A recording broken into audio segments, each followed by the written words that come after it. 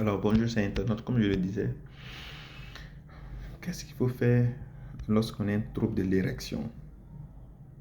Alors, comme je l'ai dit tantôt, lorsqu'on a un trouble de l'érection, la première des choses à faire, c'est d'aller voir son médecin. D'accord? Il faut voir son médecin, ou à la limite un médecin généraliste ou un médecin qui se connaît dans le milieu spécialiste. Voilà. Dans un premier temps, il va te faire une évaluation initiale. Il va te poser des questions, il va te poser des petites questions pour pouvoir éliminer une chose, une cause organique. C'est-à-dire qu'il faut être sûr que ce que tu as là, c'est un problème organique et que c'est un problème psychogène. Si c'est organique, ça dit quoi? Est-ce que tu n'as pas un problème de tension en dessous qui fait que tu as ce problème-là? Est-ce que tu n'as pas un problème de diabète qui fait que tu as ce problème-là? Parce que vous savez que le diabète, c'est une élévation anormale du taux de sucre dans le sang. Et ça va s'attaquer où? Ça va attaquer les nerfs et les vaisseaux, ça va les détruire. Et vous savez très bien que pour avoir une érection, c'est une combinaison de trois éléments, de trois facteurs. Des facteurs hormonaux, des facteurs nerveux et ensuite des facteurs vasculaires. Donc, il faut que les vaisseaux, les nerfs et la combinaison des hormones soient vraiment en équilibre pour que tu aies une bonne érection.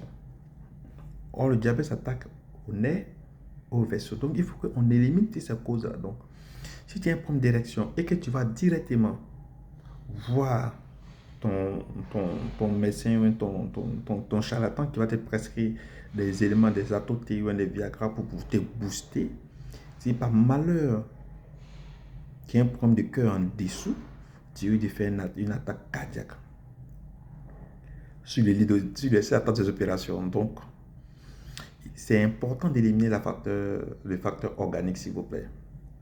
Ensuite, après le bilan initial, le médecin, après l'interrogation qui est le bilan initial, il peut décider de pouvoir faire des bilans complémentaires.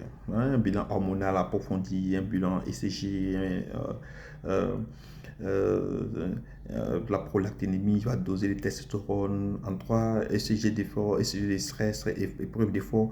Il va faire une batterie de tests complémentaires en fonction des éléments qu'il aura dans la clinique.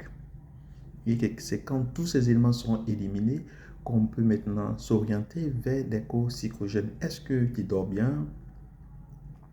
D'accord? Est-ce que tu n'es pas trop stressé au travail? D'accord? Est-ce que tu ne fais pas une dépression? Est-ce que tu ne prends pas des médicaments qui peuvent être à l'origine de cela, des antidépresseurs, des systèmes de tension qui peuvent entraîner cela?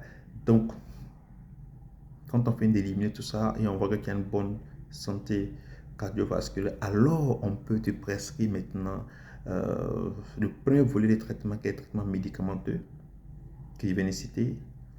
Ou si c'est un problème psychologique, psychogène, on va te donner des relaxants, d'accord? On va te faire une psychothérapie si possible. On a beaucoup d'options de traitement, ouais, mais il faut que ton sommeil soit équilibré, d'accord? Et à la suite, si c'est un problème hormonal,